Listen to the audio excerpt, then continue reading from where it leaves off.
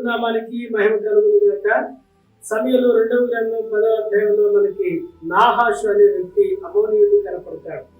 ఈ నాహాషు రాజుగా ఉన్న కాలంలో దావీదుకి ఎంతగానో ఉపకారం చేస్తూ వచ్చాడు. కొన్ని దినాల తర్వాత నాహాషు చనిపోతాడు.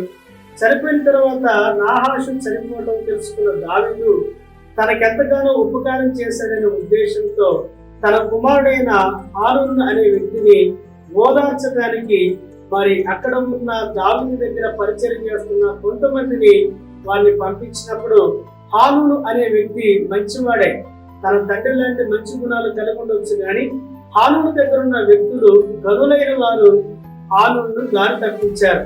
ఎప్పుడైతే దావీదు దగ్గర నుంచి తనను ఓదార్చడానికి కొంతమంది వచ్చారో వారి విషయంలో హానూను తప్పుగా అర్థం చేసుకున్నాడు.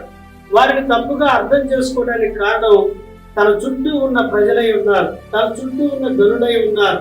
ఎప్పుడైతే దావీదు హానూను ఓదార్చడానికి పంపించాడో ఆ వార్త విన్న హానూను యొక్క పరిచారకులు అతను నీ యోగక్షేమాలను ఎరిగి రావడానికి రావటం లేదు, వారు వేగు చూడటానికి వచ్చారు, దేశాన్ని పాడు చేయడానికి వచ్చారని తప్పుడు సంకేతాలు ఎప్పుడైతే హానూనుకి ఇచ్చాడో వెంటనే హానూను దావీదు చేత పంపబడ్డ ఓదార్చడానికి పంపబడ్డ ఆ వ్యక్తులని వాళ్ళ గిడ్డాలు పెరిగినట్లు, వాళ్ళ తల వెంట్రుకలు ద్రోకించినట్లు, వారి యొక్క బట్టలు చిప్పివేసి అవమానకరంగా వాళ్ళని తిరిగి పంపించినట్లు మనం బైబిల్లో చూడగలం.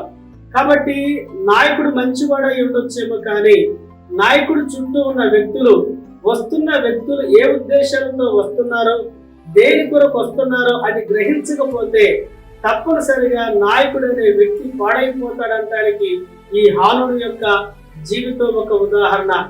ఎప్పుడైతే ఈ విషయాలు జరిగినాయో దావీదు ఉద్రేకంతో, భావోద్రేకంతో, కోపంతో నిండుకొని ఆ తర్వాత అమోనీయులందరినీ కూడా సంహరించినట్లుగా మనము 13వ అధ్యాయంలో చూడగలం.